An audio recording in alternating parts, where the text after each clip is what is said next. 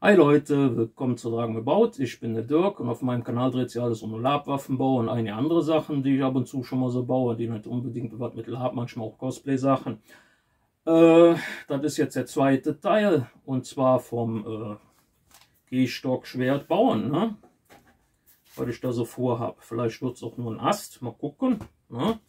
Soweit die Planung. Den ersten Teil habt ihr ja schon gesehen. Jetzt im zweiten Teil werden wir dann die Klinge machen, den Griff anpassen, dass das alles funktioniert mit Klinge zusammen. Ich hoffe, das funktioniert so, wie ich mir das alles so ausgedacht habe. Also bisher funktioniert es ja noch. Ob es danach noch funktioniert, schauen wir mal. Dann hoffe ich mal, das erste Teil hat euch schon gefallen. Wenn das Ganze euch gefällt, denkt dran, Daumen hoch, teilen, liken und abonnieren nicht vergessen, wenn ihr nichts von meinen Projekten mal verpassen wollt.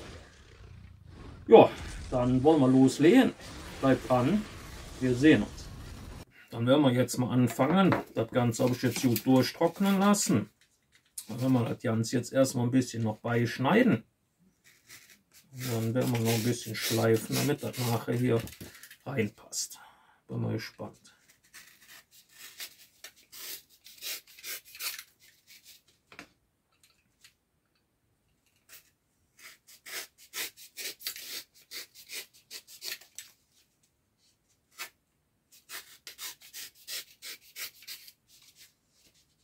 Ich hoffe, dass ich nicht zu viel wegschneide.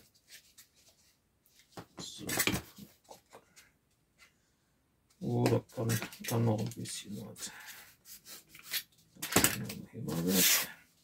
Ich glaube, ich werde das dann erstmal ein bisschen schleifen, dass das etwas runder wird. Und dann gucken wir uns das Ganze mal an. So, im Groben haben wir es ja schon. Ich glaube, also von der Höhe her muss ich nur einiges wegschneiden.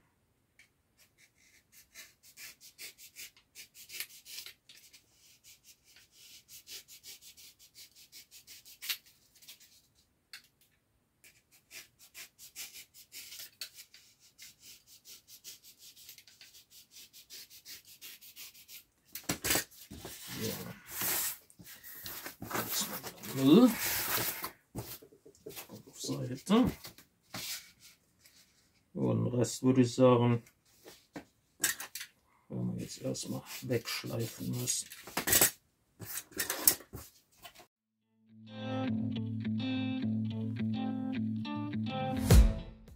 So, nachdem ich hier die ganze Zeit rumgeschliffen habe, passt es so halbwegs, allerdings noch ziemlich stramm. Jetzt weiß ich natürlich nicht, ob das nachher funktioniert. Jetzt werde ich mal wieder hoch experimentell bei dem Teil hier, wie bei allen Sachen meistens. Ja, bei allen nicht, aber halt bei meinen Testprojekten. Und zwar habe ich mir überlegt, ich schmiere das ganze Ding jetzt hier mit Pattex ein und benutze das quasi wie so eine Art Gleitgel, damit ich das besser hier reinkriege. Ich hoffe mal, das Ganze funktioniert. Probieren wir es einfach mal aus. Kann natürlich auch sein, dass das wieder eine Riesensauerei wird. Ich hoffe nur, dass das Ganze dann noch vernünftig reinpasst bis am Anschlag. Aber das sehen wir dann. Weil so auf den letzten 5-6 cm war es nämlich ein bisschen schon sehr, ich sag jetzt mal, stark reinzukriegen. Also hoffen wir mal, dass das Ganze funktioniert. Also drückt den Daumen, Leute. So, ordentlich drauf, nicht so dick. Weil ich gehe davon aus, dass wahrscheinlich das ein oder andere sich dann rausdrücken wird. Das lassen wir jetzt auch nicht antrocknen. Das werde ich jetzt direkt dann gucken, dass ich das da reingeschoben und reingedreht kriege.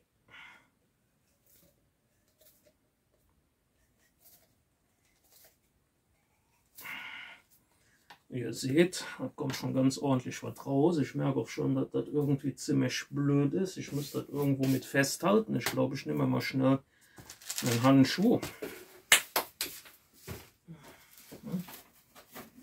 Dass ich hier alles in der Nähe liegen habe. Und dann hoffe ich mal, dass ich das Ganze jetzt da vernünftig reinkriege. Mensch, Leute. Das hat wirklich geklappt. Guckt es euch an, es ist zwar ein bisschen Sauerei geworden, aber es hat funktioniert. Vielleicht noch ein bisschen drücken. Naja, hat jetzt wirklich halbwegs, mal abgesehen von der Sauerei jetzt, aber das war ja irgendwie klar, dass das alles rausdrückt. Hat das soweit funktioniert. Ist hier ein bisschen noch, aber das können wir ja dann, wenn es getrocknet ist, noch ein bisschen beischneiden. Ja, dann hat man schon mal die Klinge im Griff fixiert. Dann lassen wir das jetzt erstmal trocknen und dann machen wir die Klinge dran. Und dann fängt die richtige Fizzelsarbeit an, weil wir die Klinge, wenn die dann fertig ist, für das Rohr anpassen müssen. Da bin ich gespannt, ob das klappt. Ja, dann lassen wir das Ganze jetzt erstmal trocknen. Das Ganze ist jetzt soweit hier getrocknet. Ich schneide das jetzt hier noch ein bisschen bei.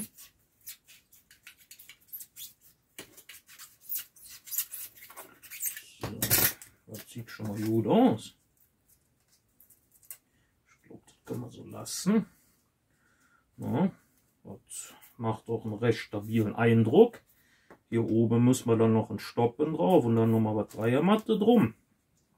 Aber erstmal kleben wir gleich die Klinge. Dann bin ich hingegangen. Habe hier schon mal so ein Stück braunes Leder genommen, was dickeres. Das kommt dann hier quasi an den Fuß. So, noch ein bisschen grob schleifen. Dass das ein bisschen faseriger ist. Dann kann man das Ganze nämlich hier draufkleben. So.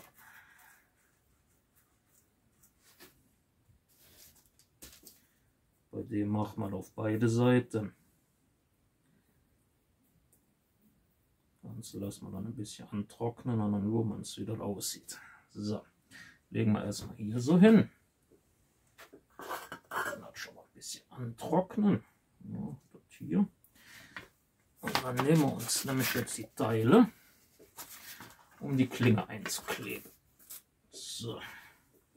Ist mal wieder alles ein bisschen durcheinander hier. Aber das kennt ihr ja bei mir. So ein bisschen Unordnung ist ja immer. So. Dann bin ich schon mal hingegangen. Hab die Klinge so ein bisschen schon angespitzt, so dass das ungefähr so wird, weil wir müssen das ja nachher noch deutlich ein bisschen schmaler, sonst passt das ja in das Rohr nicht rein. Dann werden wir jetzt erstmal hingehen und den Kernstab erstmal den 3 mm einkleben.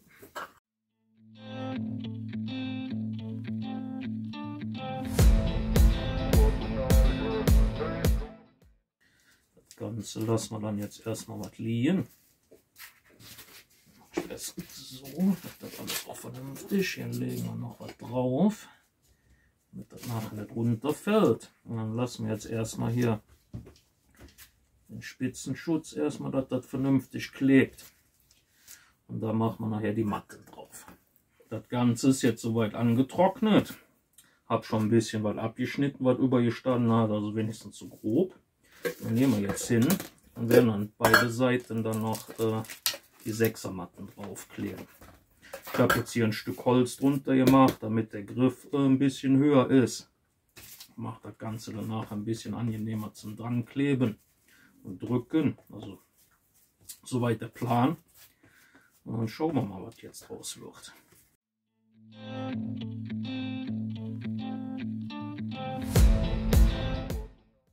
Ein bisschen lassen wir das Ganze jetzt antrocknen. Und dann sehen wir uns wieder, wenn das Ganze so weit trocken ist, dass wir dann anfangen können, das anzupassen. Ich habe das Ganze jetzt erstmal trocknen lassen. Hatte das dann zwischen Brett und mit Schraubzwingen fest. Schauen wir hier noch so ein bisschen. Das hier erstmal so ein bisschen wieder spitz. Wir müssen so grob ungefähr haben. Also wir müssen jetzt nämlich das Ganze erstmal anpassen. Da bin ich mal gespannt, wie das arbeitstechnisch klappt. Da muss ich selber noch ein bisschen grübeln. Aber das kriegen wir schon hin. Das sieht jetzt alles noch nicht so wirklich spektakulär aus. Jetzt müssen wir ja hingehen.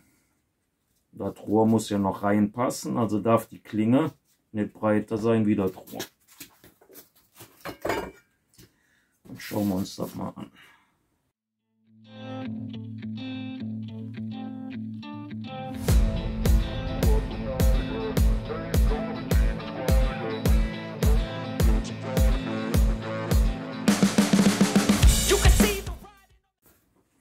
Also 100% ist es nicht. Ich habe aber auch nicht so ganz sauber gearbeitet, muss ich zugeben. Aber ich denke mal, das geht schon. Dann machen wir an dem Teil weiter. Und zwar habe ich jetzt ein Stück Breite mal wieder abgeschnitten. 3 mm für das Teil hier. Und das alles auch nochmal mit Matte eingepackt. Jetzt bin ich natürlich am Überlegen. Ja, ich glaube, ich mache erstmal die Matte drauf. Dann brauche ich noch irgendeine Zeitung. Das machen wir ja wieder mit Pattex. So. Dann machen wir das wie beim letzten Mal. Dann machen wir hier die Breite. Dann machen wir hier noch eine zweite Linie.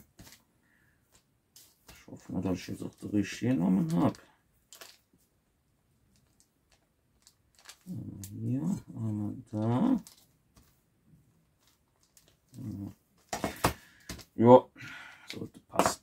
Dann haben wir noch den weißen Edding.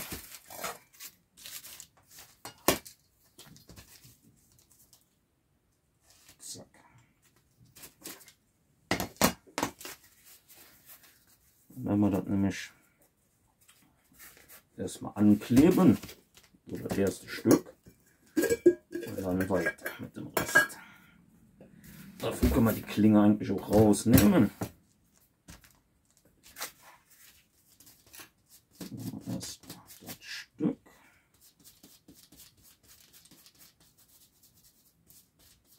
So. Und dann hatten wir das Stück hier. Müsste das gewesen sein.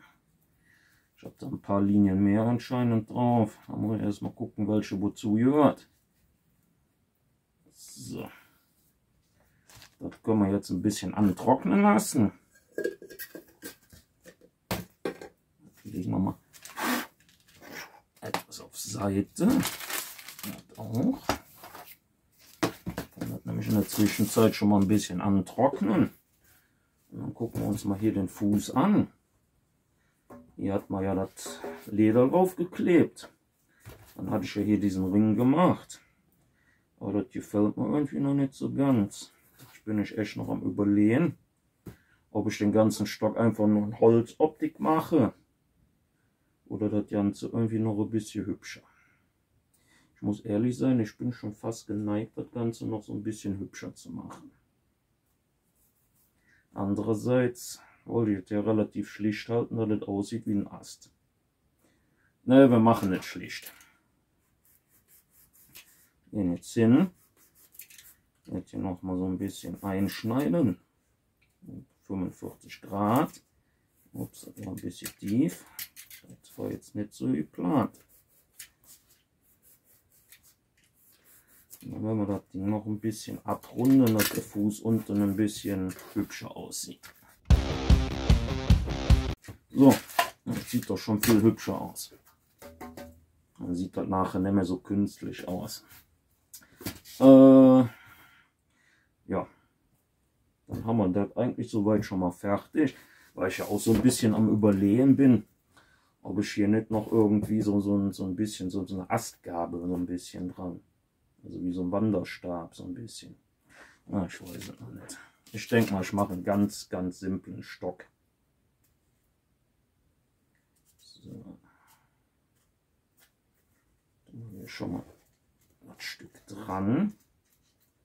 Wie ihr seht, das geht eigentlich auch relativ gut. Ja. So. Dann nehme ich jetzt die Schere.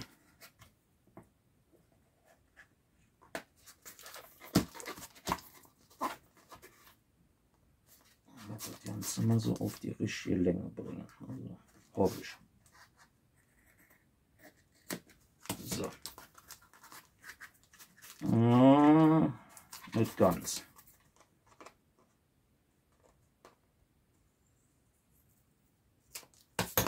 So. Ja, das passt. Nehmen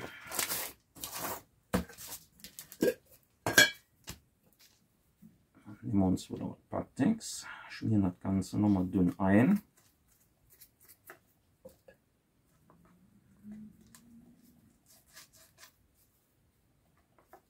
So. Matte natürlich auch.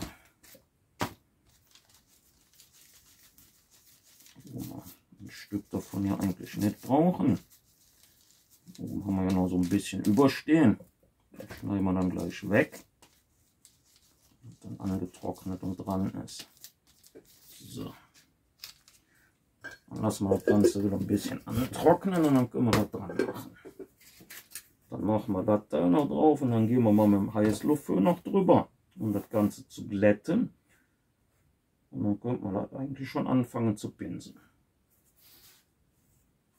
Hier vielleicht noch ein paar Stellen ein bisschen schleifen.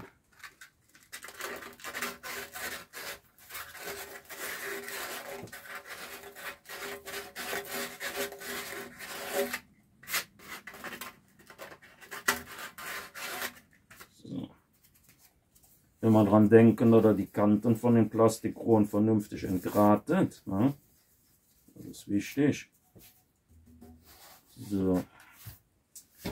Dann haben wir das schon mal. Mal gucken, wie das damit aussieht. Das müsste eigentlich relativ schnell antrocknen, weil ich das relativ dünn drauf gemacht habe. Ja. Sieht gut aus. Noch so ein bisschen andrücken, damit der Übergang nachher einfacher ist. Da brauchen wir nicht so viel schleifen.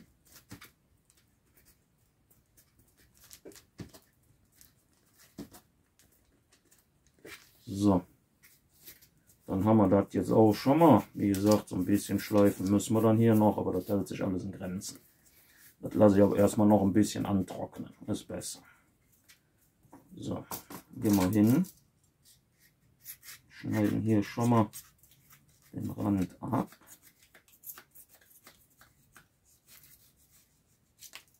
So, so sieht das Ganze jetzt aus. Wie gesagt, können wir natürlich auch länger rausmachen und dann abschneiden. Ich habe jetzt einfach nur so lang gemacht, dass es lang genug, also so bis hier ungefähr drinnen ist, damit die Klinge eine vernünftige Führung hat, damit die dann, wenn ich sie reinstecke, nicht da hier vorne nur drin sitzt und dann hier vorne so am Rumschlackern ist. Also wie ihr seht, ne, also ein bisschen Bewegung ist schon drin. Mit dem 3 mm Kernstab ist halt, ja, es federt etwas. Aber das ist ja auch mehr so, man kann nicht kämpfen, ist aber mehr so als Gimmick. Ne? So, dann packen wir das Ding hier noch drauf. Hier noch ein bisschen Pateks einkleben. Jetzt haben wir hier noch den Rand. Prinzipiell könnte man dann in den Griff auch noch irgendwas einbauen oder sowas. Vielleicht mit Beleuchtung oder was auch immer euch da so einfällt. Vielleicht fallen euch ja noch ganz andere Sachen dazu ein. Wie gesagt, das ist jetzt mal ein Prototypen. Der wollte ich schon länger bauen. Schauen wir einfach mal, wie es nachher wird.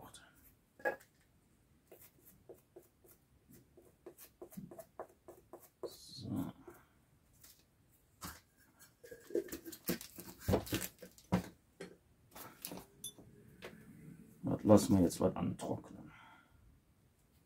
Das Ganze ist jetzt soweit angetrocknet. Dann drückt man das Ganze hier mal drauf. Ja, sieht gut aus. Wie gesagt, bei so Sachen am besten immer etwas länger antrocknen lassen. Wenn das sich trocken anfühlt, ne, ohne dass das an den Finger kleben habt, ist das eigentlich gut. Dann könnt ihr andrücken. So. Schneiden wir das Überschuss hier ab. Dafür immer dann, ne, so runtergehen. Und habe danach nicht so viel zum Schleifen. Und dann immer so ein Stück abschneiden. Klappt eigentlich immer relativ gut. Seht ihr? Sieht schon mal ganz gut aus. Jetzt brauche ich natürlich noch, was ich schon wieder auf Seite gelegt habe, einen Schleifklotz. Ach Leute. So.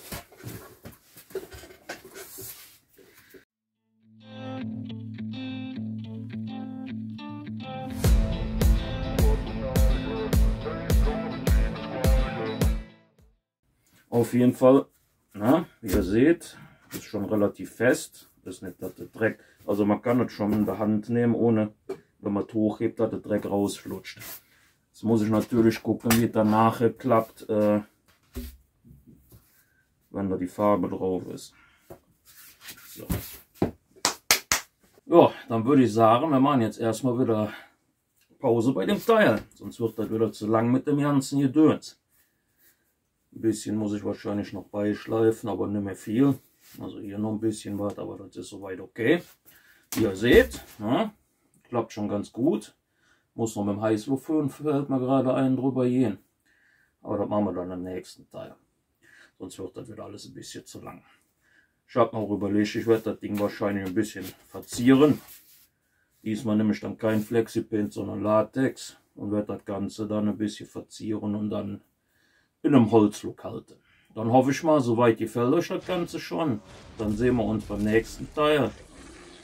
Ich wünsche euch noch einen schönen Sonntag. Wir sehen uns.